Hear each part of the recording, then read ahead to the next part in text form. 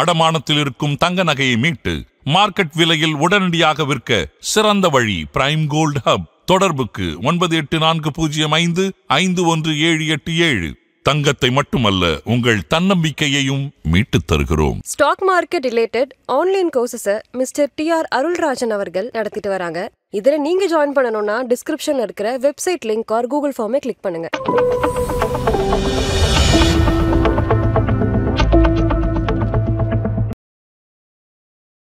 வணக்கம், நான் extra TR Arulrajan.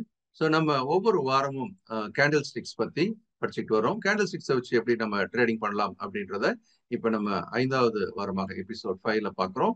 So இந்த எபிசோட் அப்படின்றதுல நம்ம படிக்க இருக்கிற விஷயம் அதனுடன் இணைந்து நம்ம இதை ஸ்டெப் பை ஸ்டெப்பாக படிச்சுக்கிட்டே வரோம். ஸோ அவர்களுக்கு இதுக்கு ஒரு நன்றியை நம்ம தெரிவிச்சுக்கலாம். ஸோ அடுத்து நம்ம இந்த வாரம் பார்க்க இருக்கிறது அப்படின்னு பார்த்தீங்கன்னா டோஜி அப்படின்னு சொல்லக்கூடிய நியூட்ரல் வகை கேண்டிலை பற்றி நம்ம படிக்க போகிறோம். இந்த டோஜி வகை கேண்டில் அப்படின்றது எதை குறிக்குது அப்படின்னு நம்ம பார்க்கும்போது ஆரம்ப விலை 205, முடிவு விலை 205, இந்த ரெண்டை வச்சு நம்ம வரையும் போது ஒரு பாக்ஸ் வரைய முடியாது இல்லையா, ஒரு கோடு மட்டும் தான் இந்த இடத்துல வரைகிறோம். ஸோ இந்த மாதிரி ஒரு கோடு போட்டு மேலே ஹை அண்ட் லோ 207க்கும் 203க்கும் ஒரு கோடு வரையும் போது இது எப்படி இருக்கு, ஒரு பிளஸ் சிம்பிள் மாதிரி இருக்கு இல்லையா. ஸோ இதுதான் நம்ம டோஜி அப்படின்னு நம்ம சொல்றோம். இந்த டோஜி வகையான ஒரு தோற்றம் தோன்றும் போது அதுக்கான பவர் என்ன அப்படின்னு பார்க்கும்போது இந்த டோஜி பையர் அண்ட் செல்லரும் ஈக்குவலா ஃபைட் பண்றாங்கன்றதை நம்ம பார்க்குறோம். ஓகே, லாஸ்ட் வீக்கும் இதே மாதிரி ஒரு நியூட்ரல் கேண்டில் தான் பார்த்தோம். அது வந்து பேர் என்னன்னு பார்த்தோம், ஸ்பின்னிங் டாப். அதுக்கு என்ன வித்தியாசம், ஸ்பின்னிங் டாப்புக்கு ஒரு பாடி இருக்கும், சின்ன சைஸ் பாடியா இருக்கும். டோஜிக்கு பாடி அப்படின்றது நெக்லிஜிபிளா இருக்கும். இல்லை அப்படின்னு சொன்னா பாடி இல்லாம இருக்கிறதும் நம்ம கணக்குல எடுத்துக்கலாம். ஸோ அந்த வகையில இப்ப ஸ்பின்னிங் டாப்பை போன வாரம் பார்க்கும்போது அது குவிக்கா ஒரு ஃபாலோ பார்த்தலாம். போன வாரம் வந்து இந்த நிஃப்டியில பாத்தீங்கன்னா ஒரு ஏற்றம் நடந்தது. அது முடிவுல குட்டியான கேண்டில் ஸ்பின்னிங் டாப் வந்தது. அதை வந்து நம்ம ஃபெபனாச்சில சொல்லும்போது 61.8% தடுத்து நிறுத்தப்படுற இடமா பார்த்தோம். அப்புறம் ரிவர்ஸ் ஆயிடுச்சு. அதனுடைய நெக்ஸ்ட் பிஹேவியர் என்னவா இருந்தது அப்படின்னு பாத்தீங்கன்னா தொடர்ந்து அடுத்த நாட்கள்ல இறங்குமுகமா மாறி அது டவுன் ட்ரெண்டுக்கு மாறி இருக்கிறது நம்ம பார்க்கிறோம். ஒரு ஸ்பின்னிங் டாப் ஏற்றத்தின் முடிவில் வரும்போது இறக்கம் வரலாமா வித் கன்ஃபர்மேஷன்றதை நம்ம ஒரு எவிடன்ஸோட நம்ம பார்க்கிறோம். அதே மாதிரி நிஃப்டி மெட்டல்லையும் பாத்தீங்கன்னா சிமிலர் ஒரு ஏற்றம் வந்தது. அந்த எண்டில் ஒரு ஸ்பின்னிங் டாப் வந்தது. Then next day reversal confirm ஆச்சு. தென் இந்த ஒரு செக்டார்லையும் தொடர்ந்து இறங்குமுகமா இருந்ததை நம்ம பார்க்கிறோம். போன வாரம் அப்போலோ ஹாஸ்பிட்டல்ல பார்த்தோம். இந்த ஒரு ஏற்றம் அப்படின்றதுக்கு பிறகு பாத்தீங்க அப்படின்னா 1, 2, 3, 4, 5, 6 சின்ன கேண்டில் வந்திருந்தது. அப்போ பையரும் சிலர் ஈக்குவலா ஃபைட் பண்றாங்கன்றத நம்ம இதுல பாக்குறோம். ஸோ இந்த ஒரு பிஹேவியர் நமக்கு எதை கொடுக்குது அப்படின்னு பாத்தீங்கன்னா ஏதோ ஒண்ணு நடக்க போகுது, மேலேயோ கீழே உடைச்சு போகலாம் அப்படின்னு சொல்லிட்டு. ஆனா மார்க்கெட்டோட வீக்னஸ் இதுலயும் தோத்திக்கிச்சு. என்னாச்சு, தொடர்ந்து ஒரு இறக்கம் நிகழ்ந்ததை நம்ம பார்க்கிறோம். இதெல்லாம் நம்ம உஷாரா இருக்கிறதுக்கும் ஒரு இன்வெஸ்டரா இருந்தா எக்ஸிட் பண்றதுக்கு உதவுதுன்றதை அண்டர்ஸ்டாண்ட். பஜாஜ் ஆட்டோலையும் அதே மாதிரி ஒரு ஸ்பின்னிங் டாப் வந்தது. இதை எப்படி கையாளணும் அப்படின்றதையும் போன வாரம் நான் சொல்லியிருப்பேன். இருந்தாலும் ஒரு ஏற்றத்தின் முடிவுல வரும்போது இந்த இறக்கம் எப்படி இருக்கலாம், ஒரு சின்ன இறக்கம், தற்காலிக இறக்கம், ரீட்ரேஸ்மெண்ட் அப்படின்ற வார்த்தையை கூட நம்ம யூஸ் பண்ணோம். இந்த இறக்கத்திற்கு பிறகு என்ன ஆகணும், பொதுவா மார்க்கெட் நல்லா தான் ஏறுமுகமா இருக்கணும். ஆனா இந்த கேஸ்ல பாத்தீங்க அப்படின்னு சொன்னா அது ஏறுவதற்கான முயற்சியில் ஈடுபட்டது, ஆனால் ஏற முடியல. Because overall market is down. அதே சமயம் இறங்கிச்சானா இறங்கல. That shows is strength. So இந்த ஒரு ஸ்பின்னிங் டாப் இறக்கத்தை காட்டினாலும் கூட அது பெரிய இறக்கம் வரவில்லை அப்படின்னு ஞாபகம் வச்சுக்கணும். அதுக்கான ஒரு முக்கியமான காரணம் இந்த டோஜியும் கூட. இன்னைக்கு டோஜியை பத்தி அப்புறம் பார்க்கலாம். ஸோ பவர் கிரிட்ல என்னாச்சு, ஒரு இறக்கம் வந்தது. அந்த இறக்கத்தினுடைய முடிவில் இந்த ஸ்பின்னிங் டாப் வந்தது பார்த்தோம். பொதுவாக ஒரு சப்போர்ட் லெவல்ல ஒரு ஸ்பின்னிங் டாப் வந்ததுன்னா ரிவர்சல் நடப்பதற்கான வாய்ப்பு பொதுவான எதிர்பார்ப்பு உண்டு. ஆனாலும் கூட இந்த மாதிரி ஒரு ஒரு இறக்கத்திற்கு பிறகு அதாவது சப்போர்ட் லைன்ல உட்கார்ந்து இருக்கிற ஒரு நிலைமையில என்ன நடக்கலாம் அப்படின்றத பாருங்க. சப்போர்ட் லெவல்ல உடைச்சு மீண்டும் அந்த இறக்கம் தொடர்வதை நம்ம பார்க்கிறோம். ஆக கண்டினியூஷனும் வரலாம், ரிவர்சலும் வரலாம், கண்டினியூஷனும் வரலாம் அப்படின்னு சொல்லக்கூடிய ரெண்டு விஷயத்தையும் நம்ம இதுல கவனத்துல எடுத்துக்கணும். ஸோ ஒரு ஸ்பின்னிங் டாப்ல வந்து நம்ம நிறுத்தி பார்த்தோம். அடுத்த ஒரு ஸ்பின்னிங் டாப்பும் வந்தது. அது வந்து திரும்ப பையர் ட்ரை பண்ணாங்க ஏத்துறதுக்கு. But because the overall market was so weak, அவங்க பின் வாங்கிட்டாங்க. ஸோ செல்லர்ஸ் திரும்ப டாமினேட் பண்ணி இது டவுன் ட்ரெண்ட் கண்டினியூஷனாக மாறிவிட்டதை நம்ம பார்க்கிறோம். அடுத்து நம்ம இந்த வாரத்துக்கான ஒரு சிறப்பு பேட்டர்ன் டோஜி அப்படின்னு பாக்குறோம். இத ஓப்பனிங் அண்ட் க்ளோசிங் சேமா இருக்கிறத நம்ம டோஜி வகைராவில் நம்ம கொண்டு வந்திருக்கோம். பையரும் சிலர் ஈக்குவலா ஃபைட் பண்றாங்கன்னு பார்த்தோம். பொதுவாக இதனுடைய வகைகள் அப்படின்னு பார்க்கும்போது ஃபர்ஸ்ட் ஸ்டாண்டர்டான வகைனா என்ன, ஒரு பிளஸ் மாதிரி இருக்கிறதா ஸ்டாண்டர்டான வகையா எடுத்துக்கலாம் இல்லையா. ஸோ அதுல ஓப்பனும் க்ளோஸும் ஈக்குவலா இருக்குதுன்னு பாக்குறோம். அது பக்கம் மேலே கீழே ஹை லோ காட்டக்கூடிய விக் இருக்கலாம். இதனுடைய அர்த்தம் என்னன்னா மார்க்கெட் கன்ஃபியூஸ்ட். மேல போறதான்னு தெரியல, கீழே போறதான்னு தெரியலன்றது ஒரு குழப்ப நிலை, அன்சர்டனிட்டி அப்படின்னு கூட சொல்லலாம். பையரும் செல்லரும் இப்போ எப்படி இருக்கிறாங்கன்னா ஈக்குவலா ஸ்ட்ராங்காக இருக்கிறாங்க. யார் ஜெயிப்பாங்கன்றது இந்த ஹை அண்ட் லோ கட் பண்ணும்போது தான் நம்ம பார்க்க முடியும். ஸோ அந்த எக்ஸாம்பிள் பாத்தீங்க அப்படின்னா இது வந்து நிப்டில நான் காட்டிட்டு இருக்கிறேன். ஒரு ஏற்றத்திற்கு பிறகு அப்படின்னு பாருங்க, இந்த மாதிரி ஒரு நல்ல ஏற்றம் வந்ததா, அங்க ஒரு டோஜி வந்த பிறகு அதனால தொடர்ந்து ஏற முடியல. அடுத்த நாள்ல இருந்து ஒரு கீழே இறங்க ஆரம்பிச்சாச்சு. அது மாதிரி ஒரு ஏற்றம் நிகழும் போது அந்த ரீட்ரேஸ்மெண்ட்ல வரக்கூடிய டோஜி என்ன பண்ணுது, திரும்ப மேல் நோக்கி திருப்பதை நம்ம பார்க்கிறோம். அதனால ஒரு down trend reversal, up trend reversal அப்படின்றதுக்கான ஒரு எக்ஸாம்பிளா நம்ம நிப்டிலேயே நம்ம டோஜியை பார்க்க முடியுது. இதற்கு அடுத்த எக்ஸாம்பிள் நிப்டிலே பாருங்க, ஒரு இறக்கம் நல்ல வந்த பிறகு இந்த பிளஸ் சிம்பல் டோஜி வகைரா வந்த பிறகு ரிவர்சல் ஆயிடுச்சு, அப்சைட் ரிவர்சல் அப்படின்றத நம்மளால பார்க்க முடியுது. அதே மாதிரி இறக்கத்துக்கு முடிவுல அதே மாதிரி ஒரு டோஜி வந்திருக்கே, இந்த முறை ஏறி இருக்கணுமா, ஏறல. ஆனா என்ன ஆயிடுச்சு, மார்க்கெட் வந்து ஒரு பிரேக் டவுன் ஆயிட்டு கீழே டவுன் ட்ரெண்டோட கண்டினியூஷனுக்கு வந்தாச்சு. இதுல நீங்க இன்னும் கொஞ்சம் கவனமா பாத்தீங்கன்னா நிறைய விஷயங்கள் இதுல உங்களுக்கு புலப்படும். என்னன்னா இந்த இறக்கத்திற்கு பிறகு டோஜி வந்து உடனே இறங்கிடல, there was a fight. So இதுல தொடர்ந்து 1 2 3 4 5 6 7 கேண்டில் வரைக்கும் என்ன பண்ணாங்க, இந்த லோ லெவல்ல டிஃபெண்ட் பண்ணிருக்கிறத நீங்க பாக்குறீங்க. இது நம்ம அதர்வைஸ் மற்ற பேட்டர்ன் வகைகளை பார்க்கும்போது இந்த இடத்துல ஒரு ட்ரையாங்கிள் பேட்டர்ன் வந்திருக்கிறது நம்ம பார்க்குறோம். அதுவும் ஒரு டிசெண்டிங் ட்ரையாங்கிள். ஸோ இந்த சப்போர்ட் லெவலை உடைச்ச பிறகு பலமான ஒரு இறக்கம் வந்தாச்சு. ஆக டோஜியோட ஒரு ஒரு அப்பியரன்ஸ் அப்படின்றது இறக்கத்தின் முடியல ரிவர்சலும் நடக்கலாம். இறக்கத்தின் முடியல வரும்போது அது ரிவர்சல் பண்ண முடியலன்னு சொல்லும்போது அந்த லோ உடைக்கப்பட்டால் அந்த டவுன் ட்ரெண்ட் கண்டினியூ ஆகிறதுக்கான வாய்ப்பும் இருக்குதுன்றது இல்லை நம்ம படிக்கிறோம். டோஜியில நம்ம படிச்சுட்டு இருக்கிற அந்த பேட்டர்ன்ஸ்ல எப்படி வந்து ஒரு டவுன் ட்ரெண்ட் கண்டினியூஷன் வருதோ அந்த மாதிரி இந்த ரெண்டு கிரீன் கலர் கேண்டில் ஏறி அப் ட்ரெண்டோட ஆரம்பத்தில் இருக்குது. இந்த ரீட்ரேஸ்மெண்ட் முடிஞ்சு வந்த டோஜி அதை மேல் நோக்கி திருப்பதை நம்ம பார்க்கிறோம். இது என்னன்னு சொல்றோம், அப்சைடு அதுல வந்து அப் ட்ரெண்ட்ல ஒரு கண்டினியூஷன் நடக்கிறத பார்க்கிறோம். டவுன் சைட் கண்டினியூஷன், இது வந்து அப்சைட் கண்டினியூஷன் அப்படின்றத நம்ம பார்க்கிறோம். ஓகே, அடுத்த வகையான ஒரு டோஜி சொல்லும்போது டிராகன் ஃபிளை டோஜி அப்படின்னு சொல்றோம். இந்த டிராகன் ஃபிளை டோஜினா என்னது, ஒரு டீ மாதிரி இருக்கும், டீ மாதிரி ஒரு ஷேப்ல இருக்கிறத நம்ம பார்க்கிறோம்.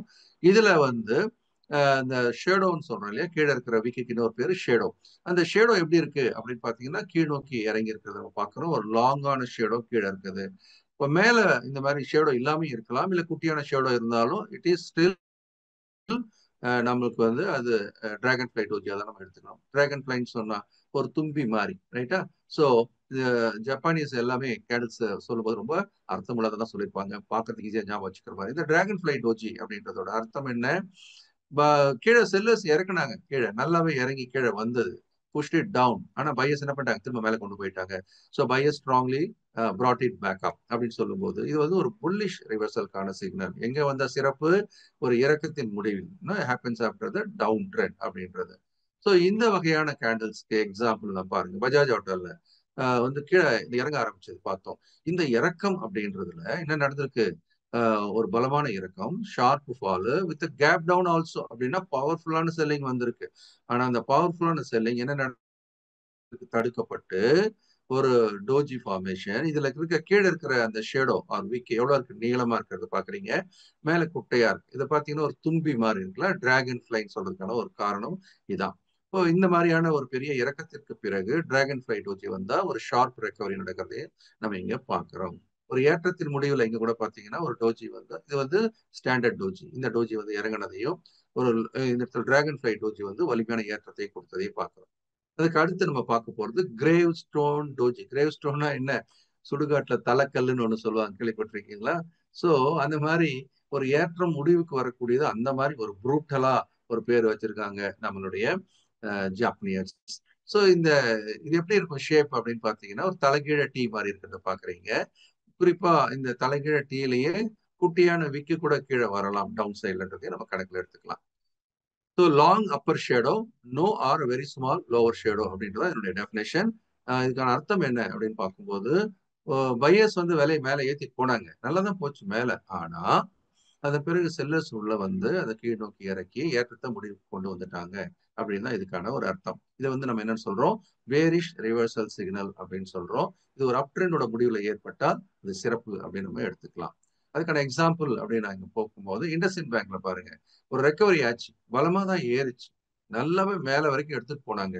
ஆனா இந்த பலமான ஏற்றம் தாக்கு பிடிக்க முடியாம கீழ் நோக்கி இறங்கி முடிஞ்சது.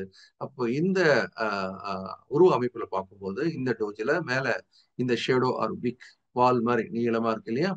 ஸோ கிட்ட கீழே பார்த்தீங்கன்னா சின்ன விக் இருக்கு. இதை நம்ம என்ன சொல்றோம்? கிரேவ் ஸ்டோன் டோஜி அப்படின்னு நம்ம இதை சொல்றோம். இந்த கிரேவ் ஸ்டோன்ஸ் டோஜி வந்த பிறகு அதோட இறக்கம் மிக வலிமையான கீழ் நோக்கி இருக்கிறத பார்க்குறோம். கிட்டத்தட்ட எங்கிருந்து மேல உச்சம் அப்படின்னு பார்த்தீங்கன்னா 850 ரூபா கிட்ட இருந்து 750 ரூபா 100 ரூபாய் கிட்டத்தட்ட இறங்கி இருக்கிறதையும் நம்ம பார்க்குறோம். 10% மேலான ஒரு இறக்கம். ஓகே. ஸோ இந்த கிரேவ் ஸ்டோன் டோஜி அப்படின்றத நம்ம நிறைய இடத்துல பார்க்கலாம். இந்த இடத்துல நான் உங்களுக்கு கீழே காட்டுற பாருங்க. நிப்டிலையும் பார்த்தீங்கன்னா ஒரு ஏற்றம் வந்த பிறகு இந்த கிரேவ் ஸ்டோன் டோஜி வந்தாச்சு. வால் நீளமா இருக்கு இல்லையா? மேல இருக்கிற ஷேடோ ஆர்பிக் நீளமா இருக்கு. ஸோ இதுவும் இறக்கத்தை குறிக்கிறத நம்ம பார்க்கலாம். அடுத்ததா நம்ம படிக்க போறது என்னது அப்படின்னு பாத்தீங்கன்னா, this is call long legged doji. இந்த லாங் லெக் டோஜினா என்ன அர்த்தம் அப்படின்னு பாத்தீங்கன்னா, அந்த உருவமைப்பு எப்படி இருக்கும்? இந்த விக் வந்து மேலே கீழே நீளமா இருக்கும் அப்படின்றது முக்கியமான ஒரு விஷயம். ஓப்பனிங் க்ளோசிங் சேம், அது எல்லாமே நம்ம டோஜிக்கு உண்டானது தான். ஸோ இதுல என்ன அர்த்தத்தை சொல்லுது அப்படின்னா, எல்லா டோஜிலையும் அதே தானே இருக்கு. இது என்ன வித்தியாசம் அப்படின்னு பார்க்கும்போது, பெரிய ஃபைட் நடக்குது. மேல பெரிய விக்குனா பையர் மேல கொண்டு போனாங்க, அங்க தக்க வைக்க முடியல, இறங்கியாச்சு. அதே மாதிரி செல்லர்ஸ் கீழே கொண்டு வராங்க, அதையும் அவங்களால தக்க வைக்க முடியல, திரும்ப க்ளோசிங் ஓப்பனிங் லெவலுக்கு வந்தாச்சு அப்படின்னு சொன்னா, இந்த இடத்துல வைல்டான அப் அண்ட் டவுன் மூவ்மெண்ட்ஸ் நடக்குது அப்படின்னு அர்த்தம். ஸோ எக்ஸ்ட்ரீம் இன்டிசிஷன், அதிக அளவு நிச்சயமற்ற தன்மை அதிகமா இருக்கிறத நம்ம பார்க்கறோம். ஸோ இந்த மாதிரி லாங் லெக் டோஜிக்கான எக்ஸாம்பிள் அப்படின்னு பார்த்தீங்கன்னா, இங்க டாடா கன்சியூமர்ல கொடுத்துருக்கேன். இது இப்போ நம்ம லேட்டஸ்டா நடந்துகிட்டு இருக்கு. ஸோ இது அடுத்த வாரம் என்ன நடக்குதுன்றதை நம்ம பார்க்கலாம். ஸோ இறங்கி வரும்போது இந்த டோஜில பாருங்க, இந்த இந்த க்ளோசிங் பிரைஸ் கிட்டத்தட்ட 1065 இருந்து மேல 10 ரூபாய்க்கு மேல ஏறி இருக்கு, 10 ரூபாய்க்கு மேல இறங்கி இருக்கு. அப்ப மேல கீழே 10 ரூபா அப்படின்னு மொத்தம் 20 ரூபா அப் அண்ட் டவுன் இல்லையா? ஹை அண்ட் லோக்குள்ள டிஃபரன்ஸ். ஸோ பெரிய வலட்டாலிட்டி இப்ப இருக்கிறத நம்ம பார்க்கிறோம். ஸோ இதன் பிறகு யார் ஜெயிக்கிறாங்களோ அந்த டைரக்ஷன்ல மிக வலிமையாக போறதற்கான வாய்ப்பு உண்டு. இந்த ஃபைட்ல யார் ஜெயிக்கிறாங்களோ அப்போ ஸ்பீட் எப்படி இருக்கும்? அதிகமா நல்லா இருக்கும். Momentum will be very high. பார்க்கலாம். அடுத்த வாரம் நம்ம இதை பத்தி நம்ம பார்க்கலாம், ரிசல்ட் என்னவா இருக்குன்ட்டு. ஸோ டாக்டர் ரெட்டிஸ் லேப்லையும் அதே மாதிரி இப்போ முடியும் போது இதெல்லாம் லேட்டஸ்ட் டெவலப்மெண்ட் இல்லையா? ஸோ இப்போ லேட்டஸ்டா அதே மாதிரி நீங்க பார்த்தீங்கன்னா பெரிய மேல கீழே எல்லாமே ஒரு உங்களுக்கு சாம்பிள்ஸா நான் உங்களுக்கு சொல்றேன், பார்க்கலாம். டாடா ஸ்டீல்லையும் இறக்கத்தின் முடிவில் என்ன வந்திருக்கு?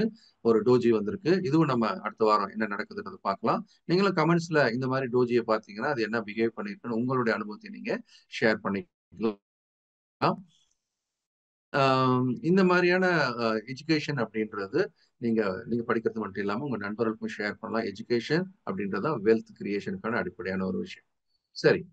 ஸோ நம்ம இந்த மாதிரி வாரம் வாரம் என்ன பண்ண போறோம்? கேண்டில்ஸ் பத்தி நம்ம டீட்டெயிலா பார்க்க இருக்கிறோம். கீப் வாட்சிங் த மேஜிக் ஆஃப் கேண்டில்ஸ். நம்ம அடுத்த வாரம் அப்படின்னு பார்க்கும்போது இப்போ இந்த எபிசோட் 5 முடியுது இல்லையா? ஸோ எபிசோட் 6 அப்படின்றத நம்ம அடுத்த வாரம் பார்க்கலாம். நன்றி, வணக்கம்.